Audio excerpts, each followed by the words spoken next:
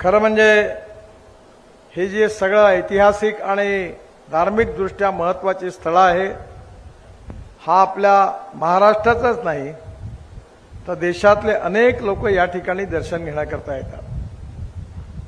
मला आठवतं, माझी आई मृत्यूच्या पूर्वी पंढरपूरला आली होती, देहू आळंदीला गेली होती, त्यानंतर अक्कलकोटला गेली होती, गाणगापूरला गेली होती आणि आल्यावर तिने मला असं सांगितलं की नितीन, तुला कधी जर संधी मिळाली तर या सर्व ठिकाणी जाणारे रस्ते चांगले कर, खूप लोक येतात, त्यांना त्रास होतो। आणि त्या काळामध्ये गाणगापूरचा रस्ता तर फारच खराब होता आणि मला अतिशय आनंद आहे की मी ज्यावेळी महाराष्ट्रामध्ये मंत्री झालो त्यावेळी पण मला अनेक रस्त्याची पुलाची कामं करण्याची संधी मिळाली। मुंबई पुणे एक्सप्रेस हायवे बांधण्याची संधी मिळाली, 55 उड्डाणपूल मुंबईत बांधण्याची संधी मिळाली, समुद्रात वरळी बांद्रा सीलिंग प्रोजेक्ट बांधण्याची संधी मिळाली। आणि ज्यावेळी 2014 साली मी मंत्री झालो त्यावेळी मला राष्ट्रीय महामार्गाचा मंत्री म्हणून काम करण्याची संधी मिळाली।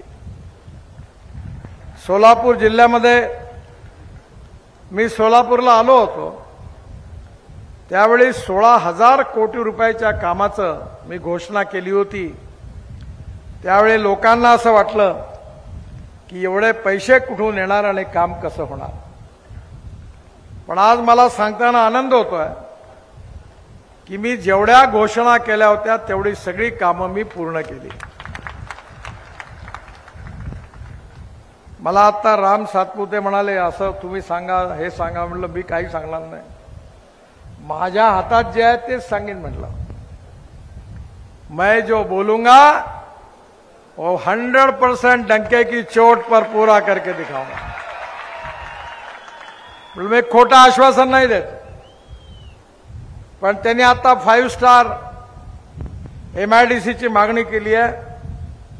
मी माझ्याकडनं महाराष्ट्र सरकारला, उद्योग मंत्र्यांना आणि मुख्यमंत्र्यांना इलेक्शन झाल्यानंतर निश्चितपणे तुमच्याकरता जरूर शब्द टाकीन, हा विश्वास देतो।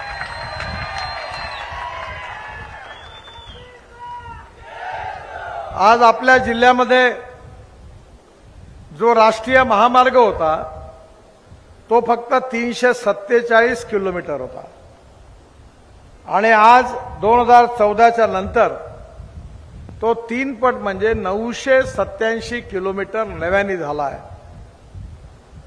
आणि केवळ या भागामध्ये आपले रस्तेच नाही झाले, तर मला सांगताना आनंद होतोय की माळशिरस या मतदारसंघामध्ये विशेष रूपाने आपला जो संत ज्ञानेश्वर महाराज पालखी मार्ग आहे, संत तुकाराम महाराज जो पालखी मार्ग आहे, हे दोन्ही पालखी मार्ग या मतदारसंघातून जातात।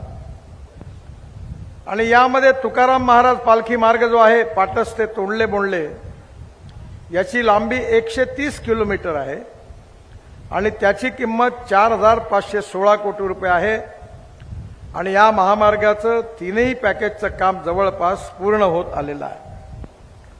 मला आता सांगितलं की कामात काही तक्रारी आहे त्याची चौकशी करीन आणि जर ठेकेदाराचं बरोबर काम नसेल तर पूर्ण रोड उखडण्याकरता त्याला भाग पाडेन, हा विश्वास मी आपल्या सगळ्यांना देतो।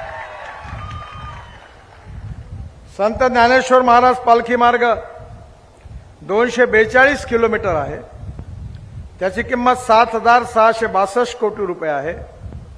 6 पॅकेजपैकी 5 पूर्ण झालेले आहे आणि 6व्याचं काम जे आहे ते आता जवळपास सुरुवात झालेलं आहे। आपल्या सगळ्यांच्या मागणीनुसार पंढरपूरमध्ये आपण देवळापर्यंत विठोबाच्या मंदिरापर्यंत जायचा रस्ता काही बरोबर नव्हता। त्यावेळी वारकऱ्यांच्या मागणीनुसार पंढरपूर गावातील छत्रपती शिवाजी महाराज चौक ते वाखरी या लांबीचं मी विशेष रूपाने मंदिरापर्यंतचं 150 कोटी रुपयाचं काम मंजूर केलं, तेही आता पूर्णत्वाच्या मार्गावर आहे। हा पालखी मार्ग बांधत असताना संत ज्ञानेश्वरांचं एक केलेलं फार सुंदर गाणं वृक्षवल्ली हे फार सुंदर त्यांच्या विचाराच्या आधारावर झालेलं मराठीतलं गाणं होतं आणि त्या सगळ्यात वृक्षांचं वर्णन केलं होतं। या पालखी मार्गावर माझी इच्छा होती की मोठ्या प्रमाणात आपण झाडं लावली पाहिजे। 43,000 झाडं लावली आणि त्यामध्ये वड, पिंपळ, कडुलिंब, उंबर, जांभूळ, बांबू, नांदुरकी, शिसम या देशी प्रजातीची झाडं ठिकठिकाणी लावल्या गेली आहे। संत तुकाराम महाराज पालखी मार्गामध्ये 1000 झाडांचं ट्रान्सप्लांटेशन झालेलं आहे आणि सगळ्यात महत्त्वाचं म्हणजे तुम्हाला मी हे समजून सांगण्याची गरज नाही आहे, ती म्हणजे आपल्या सगळ्यांकरता जेवढा प्राणवायू महत्त्वाचा आहे तेवढंच पाणी महत्त्वाचं आहे। मी पण शेतकरी आहे, 4 साखर कारखाने चालवतो आणि पश्चिम महाराष्ट्रात नाही विदर्भात चालवतो। आमच्याकडे 22 साखर कारखाने बंद पडले, दिवाळं पिटलं त्यांनी। पश्चिम महाराष्ट्र म्हणजे मेरिट मधल्या विद्यार्थ्यांची शाळा आहे ऊसाच्या बाबतीत, मराठवाडा म्हणजे फर्स्ट क्लास मधले आणि विदर्भ म्हणजे जे 100% नापास झाले त्याची शाळा आहे। त्यामुळे मला माहिती आहे की पाण्याचं महत्त्व काय आहे, पण मी तुम्हाला नेता म्हणून नाही सांगत। तर मला 9 डॉक्टरेट मिळाल्या, डिलीट मिळालेल्या आहेत आणि त्यापैकी 5 डॉक्टरेट ज्या आहेत त्या कृषी विद्यापीठांच्या आहेत। मी स्वतः वॉटर कॉन्झर्वेशन जलसंवर्धन याच्यात काम करतो, त्यामुळे पालखी मार्गामध्ये विशेष रूपाने वॉटर कॉन्झर्वेशनचं काम व्हावं याकरता विशेष प्रयत्न केले गेले। या पालखी मार्गामध्ये 24 तलावांचं खोलीकरण झालं आणि 15 लाख क्युबिक मीटर एवढं मटेरियल बाहेर काढलं आणि तेवढा जलसाठा वाढला। मला आनंद आहे की त्यामुळे अनेक विहिरींना पाणी आलं। आमच्या विदर्भामध्ये जवळपास 10,000 पेक्षा जास्त शेतकऱ्यांनी आत्महत्या केल्या, कारण पाण्याची कमी आहे। आणि म्हणून मी यावेळी आमच्या गावातल्या नदीचं खोलीकरण रुंदीकरण केलं। माझ्याकडे 3 विहिरी आहे आणि मला सांगताना आनंद होतो की पहिले मार्च एप्रिल महिन्यात 1 तास पंप चालायचा। आता माझ्या 3 विहिरीवर भारत सरकारच्या योजनेतून 7.5 हॉर्स पॉवरचे 3 पंप आहे आणि 8 तास चालतात आणि 60 एकर जमीन पूर्ण सिंचनाखाली आहे आणि माझ्याकडे एका एकरामध्ये 10 एकर ऊस होता, 88 टन एकरी ऊस झाला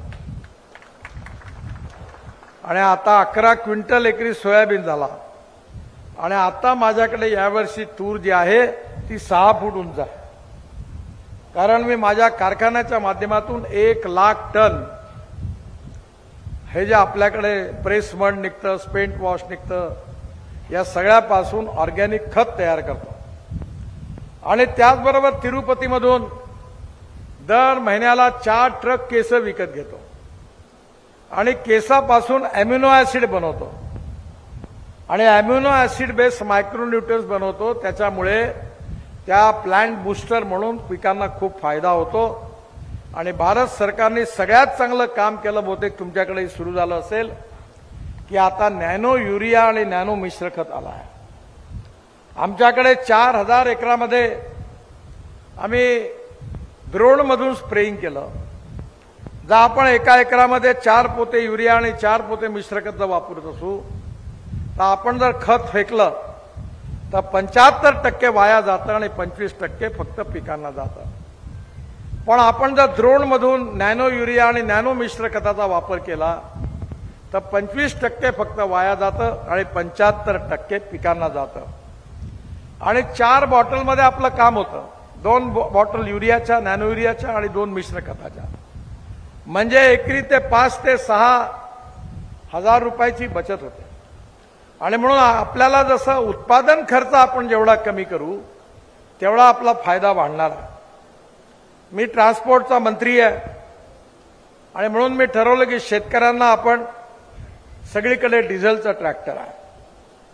आपण 22 लाख कोटी रुपये खर्च करतो कारण आपल्याला petrol, diesel, fossil fuel import करावं लागतं मी ठरवलं 2004 मध्ये की या देशातला शेतकरी केवळ अन्नदाता नाही, या देशातला शेतकरी ऊर्जादाता झाला पाहिजे, या देशातला शेतकरी इंधनदाता झाला पाहिजे, या देशातला शेतकरी हायड्रोजन तयार करणारा झाला पाहिजे, या देशातला शेतकरी हा बिटुमिन तणसापासून, पराठ्यापासून, तुराट्यापासून, चिपाडापासून, उसाच्या चिपाडापासून आता डांबर तयार करायला सुरुवात झाली.